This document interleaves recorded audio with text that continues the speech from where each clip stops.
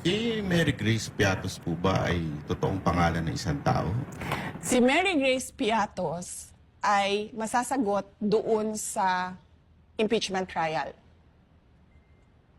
Ayaw siya pag-usapan ng defense team kasi binuunan nila yung defense sa confidential funds.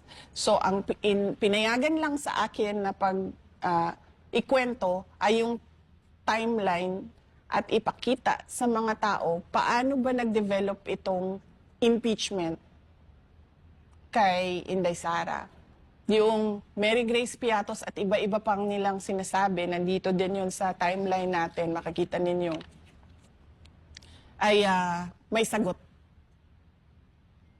Pero gusto ng mga abogado sumagot doon sa tamang venue dahil confidential funds protektado ng batas. Hindi ka basta-bastang, kasi nga sinasabi ko kanina sa discussion, ang confidential funds pinoprotektahan niya ang national security natin at yung buhay ng mga tao na merong impormasyon na makakasira ng seguridad ng bansa. So hindi po sa ayaw niyong sagutin ito, ngunit dahil may batas na hindi pwedeng sagutin ang laman ng confidential Yes, fund. may batas.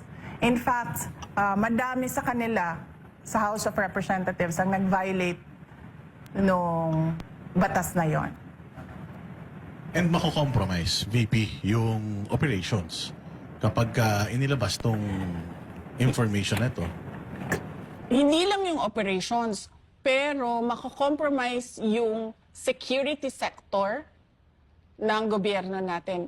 Kasi mag-i-explain kami kung paano nag-ooperate ang intelligence operation ng gobyerno.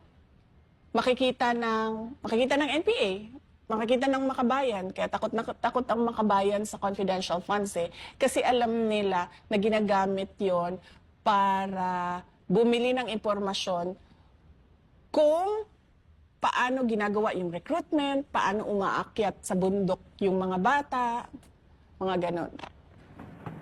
Natatakot silang mabuking. Pag sinabi ko umakit sa bundok, nagiging NPA. Oo. Tsaka parang kaya nila gustong malaman yung kung saan napupunta, paano ba ginagamit, para malaman nila yung galawan, strategy ng gobyerno, paano nag-gather ng intel sa kanila, and paano sila ino-operate. Para ibahin na Tama ba? nila. Oo. So delikado yun para dun sa mga taong nagbibenta ng mga information. Kasi itong mga binibilan nyo ng information na to, nasa loob sila mismo ng organisasyon na yun. Oo, kasi, tulad ko, magkasama tayo, diba? So, pare-pareho yung alam natin na impormasyon. So, bakit ko pa bibilhin yung impormasyon mo? Alam ko na yun diba? Kanino ba ang impormasyon na hindi ko alam? Doon sa mga illegal. Doon sa kalaban, kumbaga. Diba? So, doon ka bibili sa loob. Or doon sa mga nakapalibot sa kanila na hindi man directly involved pero may alam sa kung ano yung ginagawa nila. Hindi ka bibili ng impormasyon na alam mo na. Ang bibilhin mo na impormasyon dyan, yung hindi mo alam na nandun sa loob. Kasi paano mo ba sila mahuli? Paano mo ba matarget yung project mo kung hindi mo alam anong ginagawa noong kalaban? The enemies of the state. Talagang kailangan talaga protektahan yung mga information na yan. Sobrang critical pala talaga.